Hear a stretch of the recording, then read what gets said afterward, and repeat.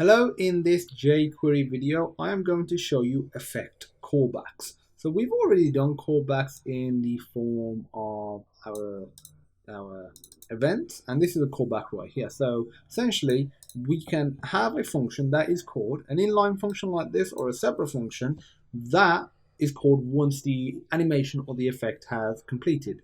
So to put a callback, you have to specify a time. You have to specify a duration because that is the first parameter. You could specify slow, fast, does not matter what it is, or a millisecond value, but you have to specify the time. Then you put comma, put function,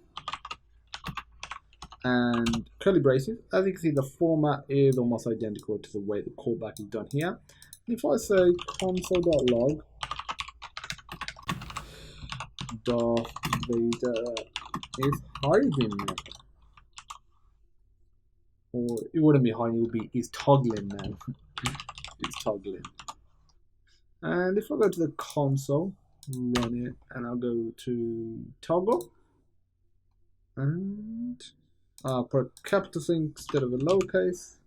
Now if I rerun it, toggle, as you can see, it takes a little bit of time for it to appear or this to print out. That is because it waits for the animation to take place. If I put 100, which is 100 milliseconds, which is very fast, I think see that was a lot faster. If I put like 3000, which is 3 seconds, which is pretty slow to be fair.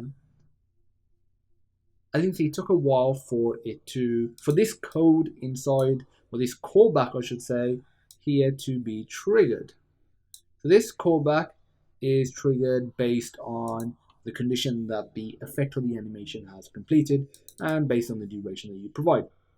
Okay, another thing that you can do is you don't have to, so if I copy this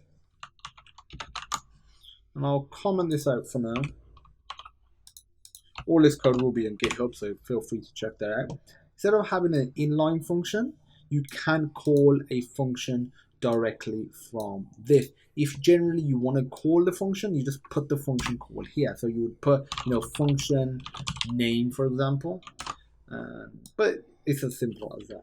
So as an extra task for you, what I want you to do is add a function callback to the animate method. That's it. It's really simple. Callbacks are really powerful. Allows you to run a piece of code,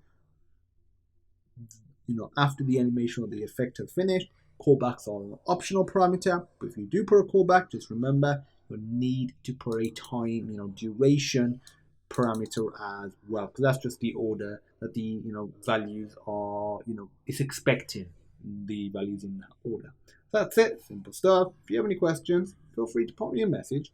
And as usual, I look forward to seeing you in the next video.